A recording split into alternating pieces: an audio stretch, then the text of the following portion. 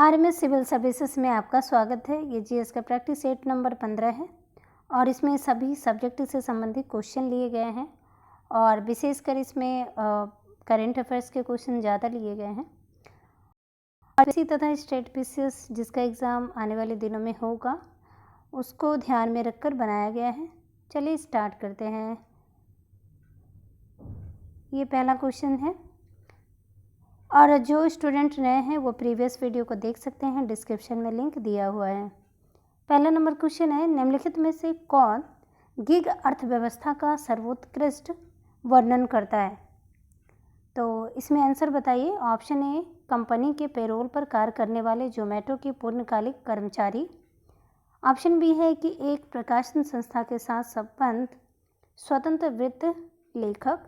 सी में है कि सरकारी कर्मचारी के रूप में कार्य करने वाले परिवार की 3 से अधिक पीढ़ियां।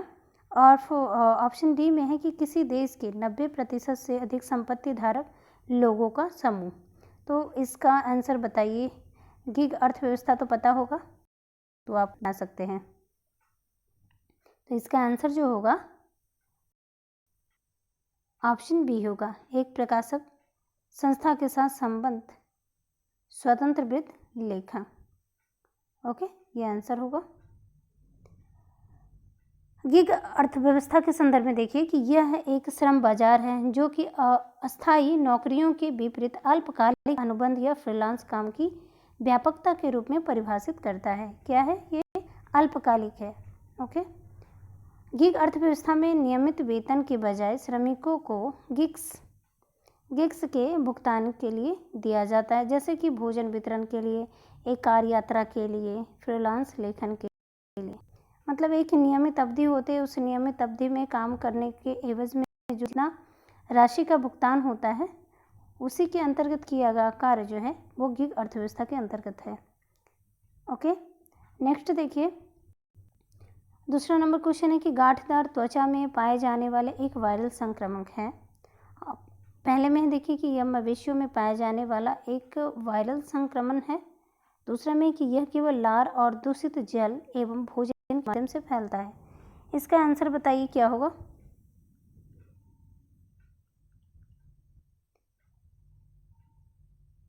इसका आंसर जो होगा वो ऑप्शन ए होगा। गांठदार त्वचा में होने वाला जो वायरल संक्रमण है ये सही है। और यह केवल जो वर्ड है ये गलत ही अधिकतर होता है। ओके, लार या दूषित जल या भोजन के माध्यम से भी फैलता है, किंतु और भी माध्यम हैं जो फैलाते हैं। ओके, तो देख लीजिए कि मवेशियों या जंगली भैंसों में यह रोग गांठदार त्वचा रोग वायरस के संक्रमण के कारण होता है। ओके, और इसके फैलने का जो क्या कारण है वो मच्छरों के द्वारा, मक्खियों के जू के साथ साथ पशुओं के लार के द्वारा, दूषित जल एवं भोजन के माध्यम से फैलता है। और भारत में इसका पहला मामला जो है 2019 में देखा गया उड़ीसा के मयूरभंज में। ओके, और ये इम्पोर्टेंट है कि मयूरभंज कहाँ है, तो उड़ीसा में। ये इम्पोर्टेंट है, इसे याद कर लीजिएगा। ये हाथियों के लिए बहुत ही चर्चित जगह है। 3 नंबर क्वेश्चन देखिए कि कोयले की निम्नलिखित कथनों पर में से कौन सा कथन सही है? इसमें सही चुनना है। पहले में कि कोयले की गुणवत्ता की निगरानी के लिए केंद्रीय कोयला मंत्रालय द्वारा उत्तम ऐप लॉन्च किया गया है। दूसरा में कि केंद्रीय कोयला मंत्रालय द्वारा पारदर्शी ढंग से कोयले के दोहन एवं आवंटन के लिए शक्ति योजना को शुरू किया गया है। इसमें आंसर बताइए। ऑप्शन ए केवल 1, ऑप्शन बी केवल 2, ऑप्शन सी दोनों और ऑप्शन डी इनमें से कोई नहीं। तो इसका आंसर बताएं क्या होगा? इसका जो आंसर होगा वो ऑप्शन सी होगा, क्योंकि इसमें जो है कोयला मंत्रालय के द्वारा उत्तम ऐप लॉन्च किया गया। किसके लिए? कोयले की गुणवत्ता की निगरानी के लिए। और सबसे अच्छा जो कोयला होता है, उत्तम कोटि का जो कोयला होता है एंथ्रासाइट होता है, जो जम्मू कश्मीर में पाया जाता है। ओके, और केंद्रीय कोयला मंत्रालय के द्वारा पारदर्शी ढंग से कोयले के दोहन एवं आवंटन के लिए शक्ति योजना को शुरू किया गया है। तो इसका आंसर दोनों सही होगा। ओके, और कोयला कहाँ, किस चट्टान में पाया जाता है? तो धारवाड़ क्रम की चट्टानों में पाया जाता है। 4 नंबर क्वेश्चन देखिए कि सुमेलित करना है कि कौन सा इसमें सुमेलित है। भवई के सामने गुजरात है, यात्रा के सामने पश्चिम बंगाल, कुटियाट्टम के सामने कर्नाटक और यक्षगान के सामने केरल है। तो इसमें बताइए आंसर कौन सा होगा।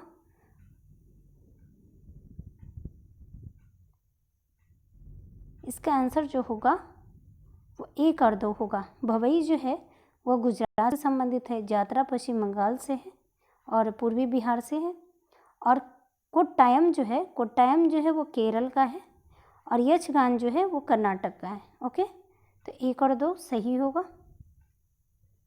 चलिए देख लेते हैं। ये कुटियाट्टम के बारे में कहा गया है कि ये केरल का है। यह संस्कृत नाट्य परंपरा पर आधारित केरल का सबसे प्राचीन लोक नाट्य है।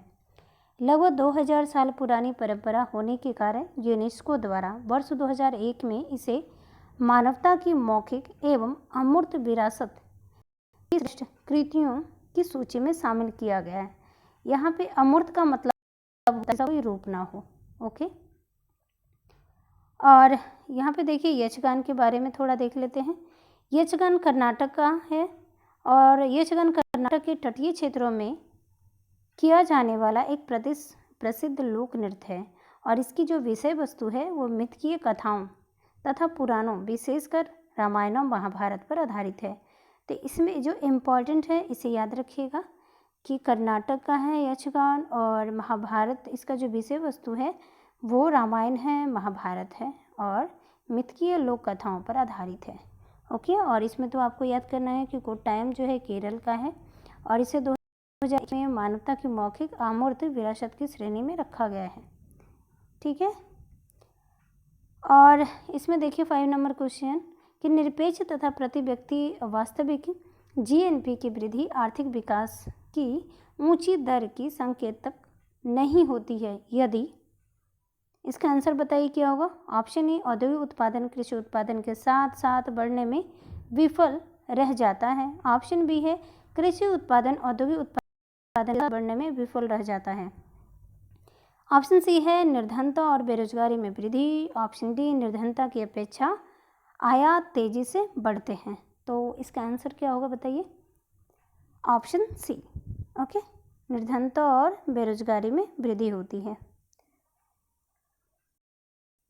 और इसका देख लीजिए परिभाषा है कि सकल घरेलू उत्पाद किसे कहते हैं, ये जानना अति आवश्यक है क्योंकि ये एग्जाम में अक्सर पूछते हैं। ये बेसिक है इकोनॉमिक्स का, तो देख लेते हैं कि सकल घरेलू उत्पाद जीडीपी, ये एक निश्चित समय, आमतौर पे 1 वर्ष लिया जाता है, निश्चित समय के भीतर अर्थव्यवस्था के सभी अंतिम वस्तुओं और सेवाओं का बाजार मूल्य या मौद्रिक मूल्य कहलाता है। उसको जोड़ के निकाला जाता है सकल घरेलू उत्पाद। अब यहाँ पे जीडीपी है और यहाँ पे नाम मात्र की नॉमिनल जीडीपी में क्या शामिल होता है ये देख लेते हैं कि ये अर्थव्यवस्था में उत्पादित सभी वस्तुओं और सेवाओं के मूल्य को उसके वर्तमान बाजार मूल्यों पर मापा जाता है। ठीक है, वर्तमान मापा जाता है। इस प्रकार नाम मात्र जीडीपी की गणना करते समय मुद्रास्फीति को समायोजित नहीं किया जाता। क्वेश्चन ये आएगा कि नॉमिनल जीडीपी या नाम मात्र जीडीपी में मुद्रास्फीति को समायोजित किया जाता है कि नहीं, तो नहीं किया जाता। यह है नाम मात्र का नॉमिनल जीडीपी। अब यहाँ पे देखें वास्तविक जीडीपी, रियल जीडीपी, निरपेक्ष जीएनपी।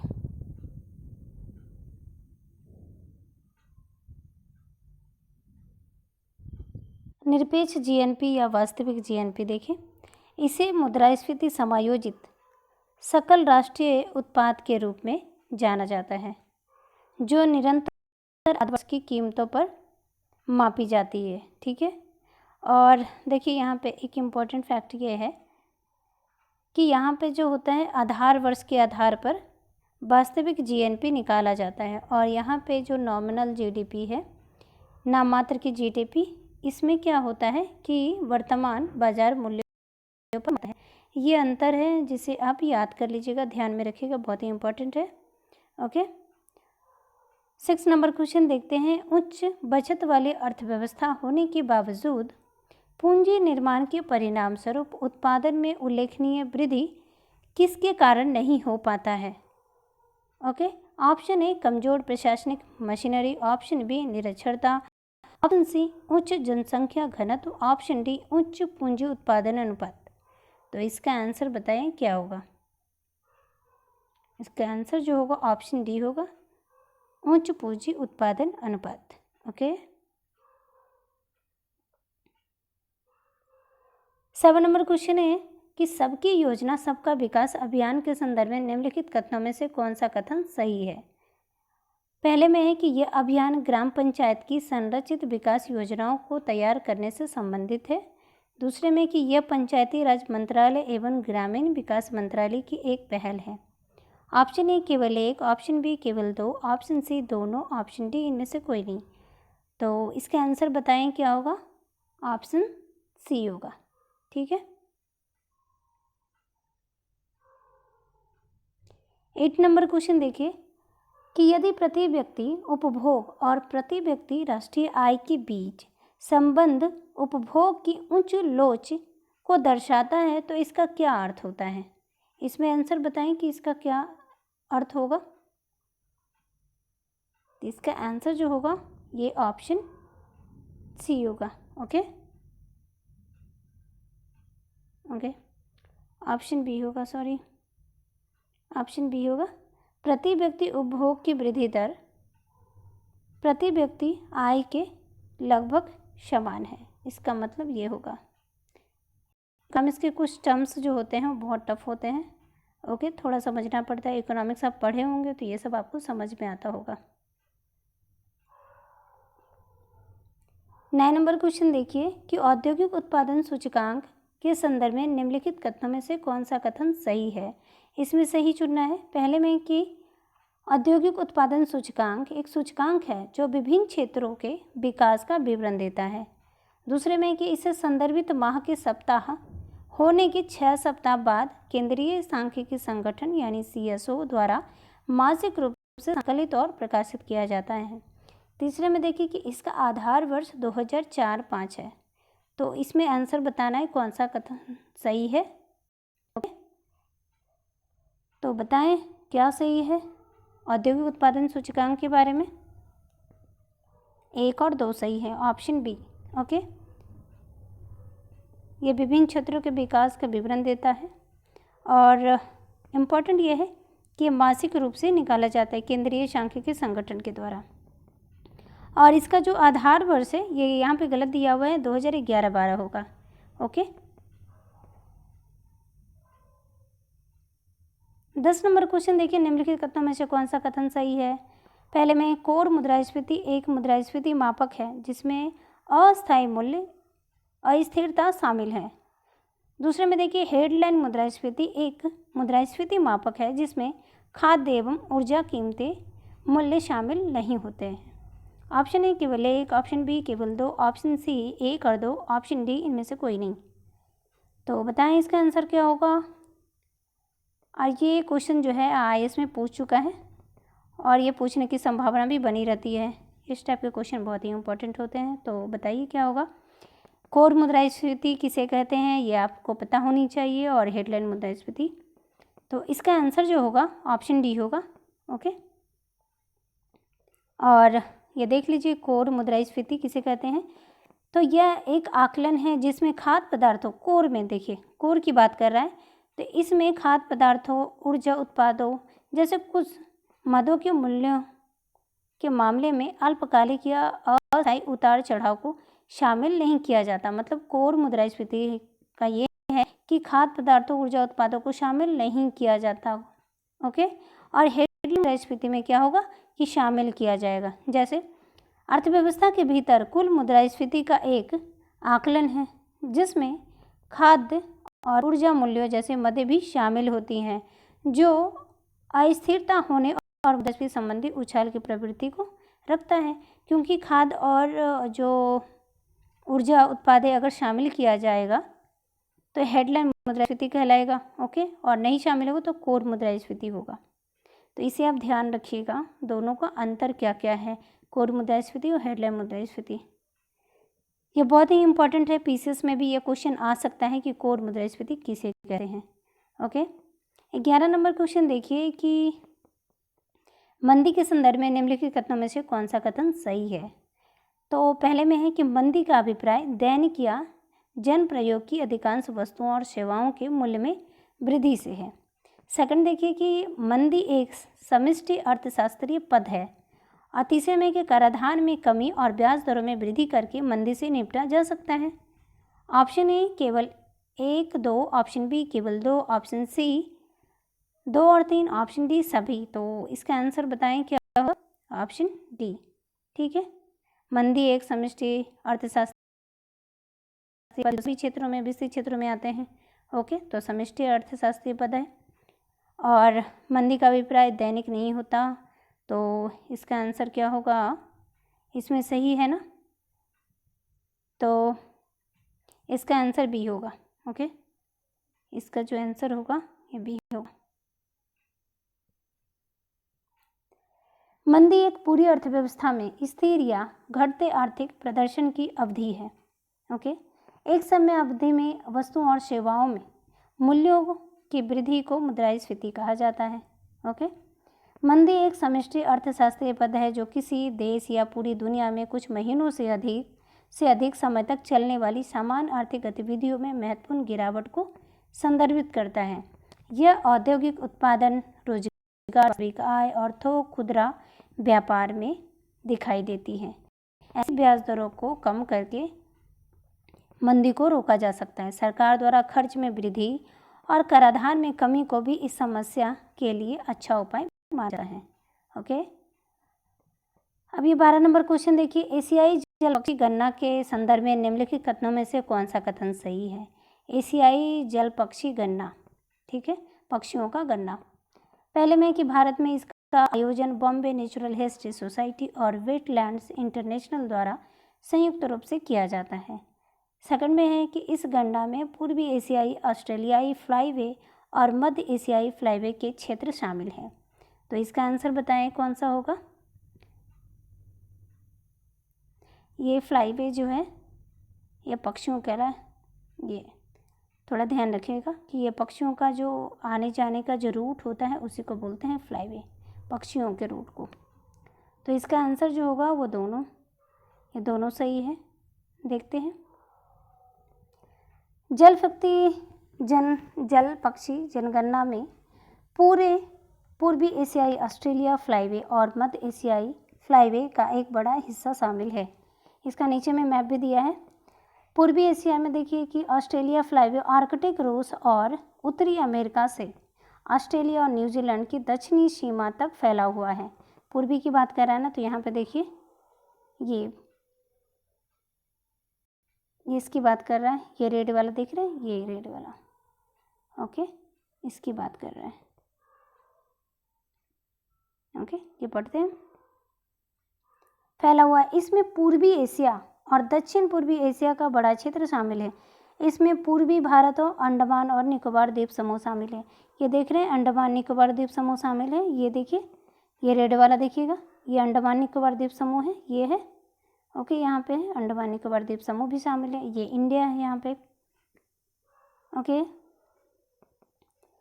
मध्य एशियाई फ्लाईवे देखिए, सेंट्रल एशिया फ्लाईवे आर्कटिक और भारतीय महासागरों और संबंधित द्वीप श्रृंखलाओं के बीच यूरेशिया के बड़े महाद्वीप क्षेत्र को कवर करता है। ठीक है, ये देखते हैं सेंट्रल एशिया फ्लाईवे, इसकी बात कर रहा है। ये ग्रीन वाला देख रहे हैं, ये ग्रीन वाले की बात कर रहा है। फ्लाईवे तो बता दिए कि जल पक्षियों का जो आने जाने का रूट होता है उसी को बोलते हैं फ्लाईवे। तो भारत के सेंट्रल एशिया फ्लाईवे भारत के अंदर ये पूरा क्षेत्र आ जाता है। ओके, तो इसे ध्यान रखिएगा और ये मैप को 2-3 बार इसको समझिएगा तो याद रहेगा। ओके, 13 नंबर क्वेश्चन देखिए कि मोरिंगा के संदर्भ में निम्नलिखित कथनों में से कौन सा कथन सही है? पहले में कि यह भारतीय उपमहाद्वीप का एक तेजी से वृद्धि करने वाला सूखा प्रतिरोधी पेड़ है। दूसरा है कि इसका औषधि के रूप में तथा जल शोधन के रूप में किया जाता है। इसका आंसर बताएं क्या होगा? तो इसका जो आंसर है वो दोनों होगा, ऑप्शन सी। ठीक है, ये दोनों सही है कि हर्बल औषधि के लिए प्रयोग होता है और जल शोधन के। यहाँ पे मोरिंगा का मतलब होता है, आप जानते होंगे, मोरिंगा ड्रम स्टिक, इसका इंग्लिश नाम है ड्रम स्टिक, और जैसे ग्रामीण क्षेत्र में उसको बोलते हैं मुनगा बोलते हैं। ओके, 14 नंबर क्वेश्चन देखते हैं। ठाट के संदर्भ में निम्नलिखित कौन सा कथन सही है? पहले में कि यह रागों के अलग अलग समूहों में वर्गीकरण की प्रणाली है।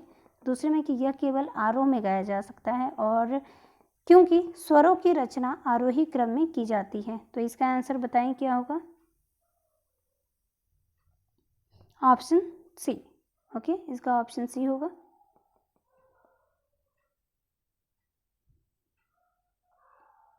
पंद्रह नंबर क्वेश्चन देखिए, तबियम किस राज्य की लोक नाट्य कला है? तो तबियम किस राज्य की लोक नाट्य कला है? तो बताएं आंसर इसका क्या होगा? ऑप्शन बी, यह केरल का है। ओके, और यक्षगान कहाँ का है? तो आपको मैं बता चुकी हूँ, कर्नाटक का है। 16 नंबर क्वेश्चन देखिए कि भारत के सांस्कृतिक इतिहास के संदर्भ में निम्नलिखित कथनों में से कौन सा कथन सही है?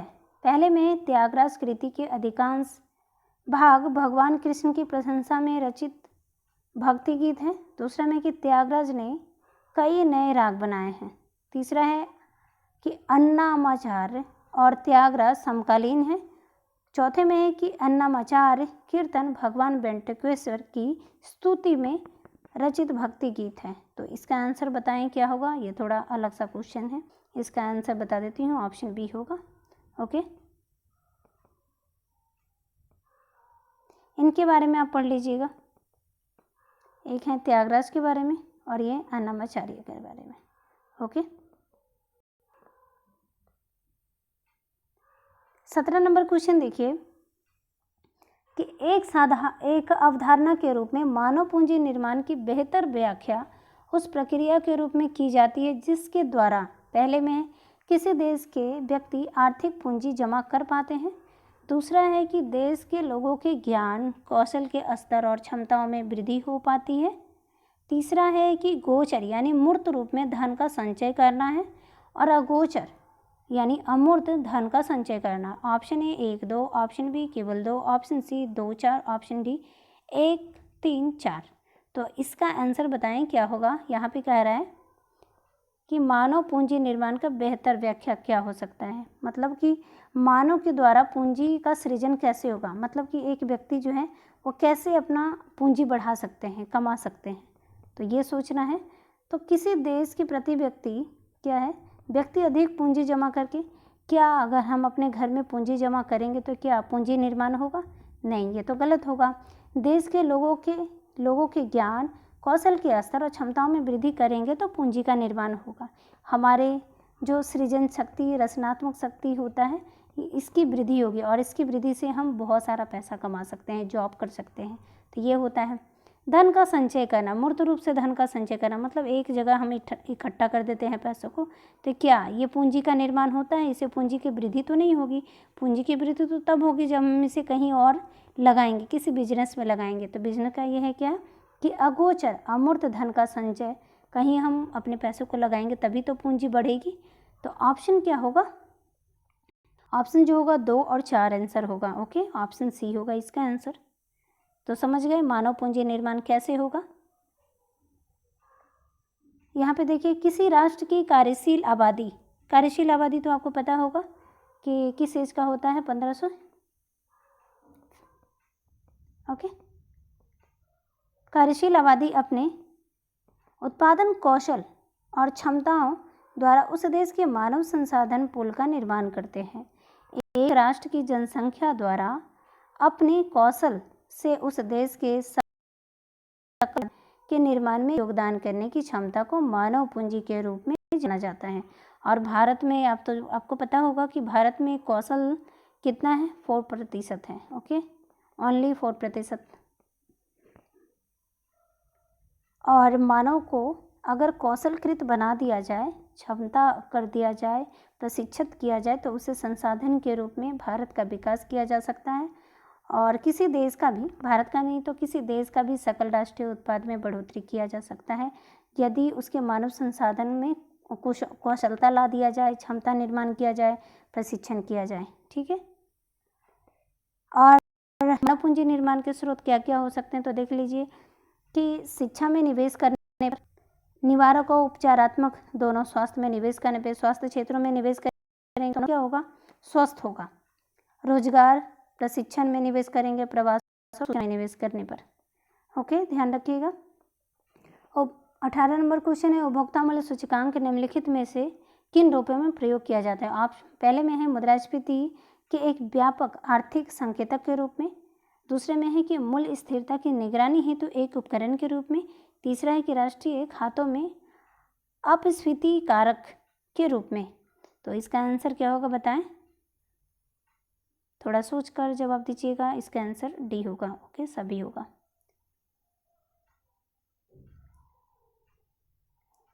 19 नंबर क्वेश्चन देखिए कि बेरोजगारी के संदर्भ में निम्नलिखित में से कौन सा युग्म सही है। इसमें सही चुनना है तो पहले में है प्रच्छन्न बेरोजगारी, उसके सामने है कि यह बेरोजगारी, यह ऐसी बेरोजगारी है जो वर्ष के कुछ मौसमों के दौरान घटित होता है। दूसरे में है संरचनात्मक बेरोजगारी, यह एक ऐसी घटना है जिसमें आवश्यकता से अधिक लोग कार्यरत रहते हैं। घर्षणात्मक बेरोजगारी के सामने है कि इसका तात्पर्य नौकरियों के बीच के समय अंतराल से है, जब एक व्यक्ति एक नौकरी की तलाश कर रहा हो या नौकरियों को बदल रहा हो, उस परिप्रेक्ष्य में option A 1 2, option B 2 3, option C 3, option D 1। तो इसका आंसर बताएं क्या होगा, ऑप्शन सी। ओके, केवल 3 सही है। प्रच्छन्न बेरोजगारी तो कुछ और है, संरचनात्मक बेरोजगारी या मौसमी बेरोजगारी को सूचीबद्ध करता है। ओके ओके, यहाँ पे देखते हैं डिस्कशन में कि भारत में बेरोजगारी के प्रकार, प्रच्छन्न बेरोजगारी किसे कहते हैं, जो बहुत ही इम्पोर्टेंट है। तो यह एक ऐसी स्थिति है जिसमें मानव वास्तव में ज़रूरत से ज़्यादा लोगों को रोजगार दिया जाता है, और यह मुख्य रूप से भारत के कृषि और संगठित क्षेत्रों में पाया जाता है। तो प्रच्छन्न बेरोजगारी, इसे छिपी हुई बेरोजगारी भी कहते हैं, जहाँ पे क्या होता है, बहुत सारे लोग एक खेत में काम करते हैं और इसकी सीमांत उत्पादकता जो होती है वो शून्य होती है। ओके, मौसमी बेरोजगारी, यह बेरोजगारी एक रूप में जो वर्ष के कुछ मौसमों के दौरान होता है। देश में कृषि संबंधी श्रमिकों के पास शायद ही साल भर काम रहता हो, मतलब मौसम के अनुसार जो बेरोजगारी होते हैं उसे मौसमी बेरोजगारी कहते हैं। और भारत में क्या होता है कि कुछ मौसम में क्या होता है कि काम नहीं मिल पाता। संरचनात्मक बेरोजगारी देखते हैं कि यह बाजार में उपलब्ध नौकरियों और बाजार में उपलब्ध श्रमिकों के कौशल के बीच बेमेल से उत्पन्न होने वाली बेरोजगारी को कहते हैं। यानी कि संरचनागत में परिवर्तन होने के परिणाम स्वरूप जो बेरोजगारी होती है उसी को कहते हैं संरचनात्मक बेरोजगारी। भारत में बहुत से लोगों को अपेक्षित कौशल की कमी है, जो हम बताएं कि 4% लोग कौशलकृत हैं, तो उसकी कौशल, जैसे कि ऑटोमेशन का युग है, एआई का युग है, एआई में सब लोग फिट नहीं हो पा रहे हैं, तो वो क्या होंगे, जो फिट नहीं हो पा रहे हैं वो अपने आप को बेरोजगार हो जाएंगे, मतलब उस तकनीक से पिछड़ जाएंगे। तो अपेक्षित कौशल मतलब जो एआई के लिए जो कौशलता की कमी, जो कौशल मांग रहा है, स्किल जो मांग रहा है उसकी कमी है। तो अपेक्षित कौशल की कमी के कारण नौकरी नहीं मिल पाती है और शिक्षा के खराब स्तर के कारण उन्हें प्रशिक्षित करना मुश्किल हो जाता है। भारत में यही स्थिति है कि एक तो जो है वो शिक्षा का जो गुणवत्ता है वो सही नहीं होने के कारण उनमें कौशलता की कमी होती है। और आज के युग में 4th इंडस्ट्रियल रेवोल्यूशन चल रहा है और उसके अनुसार जो है वो हमारी जो शिक्षा का जो स्तर है वो सही नहीं हो पाने के कारण जो उद्योग क्षेत्र में होते हैं उद्योग क्षेत्र के लिए सूटेबल नहीं हो पाते हैं। इसी वजह से भारत में संरचनात्मक बेरोजगारी की स्थिति ज़्यादा देखी जाती है। चक्रीय बेरोजगारी, तो यह व्यवसाय चक्र का परिणाम है। यहाँ आर्थिक वृद्धि के साथ साथ बेरोजगारी में गिरावट होती है और मंदी के दौरान बेरोजगारी बढ़ती है। तो जिस तरीके से अर्थव्यवस्था बढ़ेगी उसी तरीके से आर्थिक विकास होगा। अर्थव्यवस्था नीचे डाउन होगी, मंदी होगी तो बेरोजगारी में भी वृद्धि होगी। ओके, प्रौद्योगिकी बेरोजगारी, तो ये बेरोजगारी यह प्रौद्योगिकी में बदलाव के कारण हुआ नौकरियों का नुकसान है। वर्ष 2016 में विश्व बैंक के आंकड़ों द्वारा भविष्यवाणी की गई थी कि भारत में ऑटोमेशन के कारण खतरे में होने वाली नौकरियों का अनुपात जो होगा वो 69% वर्ष दर होगा।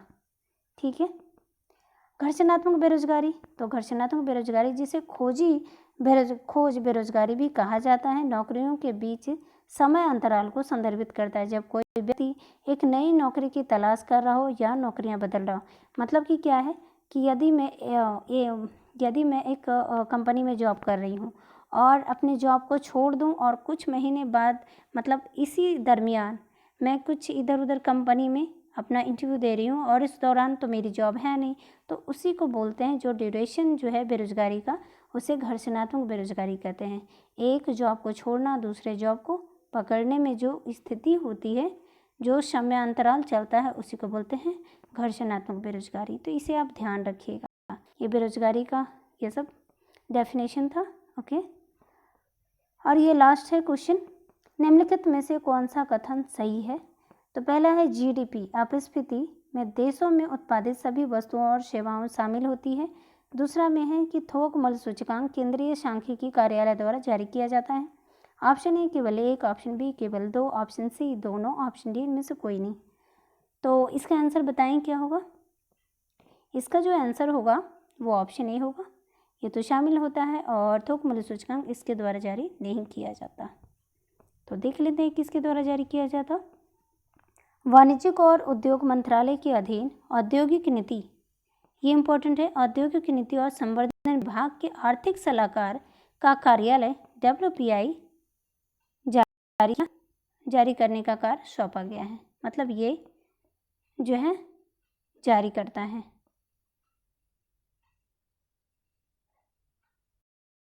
थोक मूल्य सूचकांक, होलसेल प्राइस इंडेक्स। ओके, और ये 20 क्वेश्चंस हो गए। नेक्स्ट अगले टेस्ट में मैं लाऊंगी। Okay, thank you.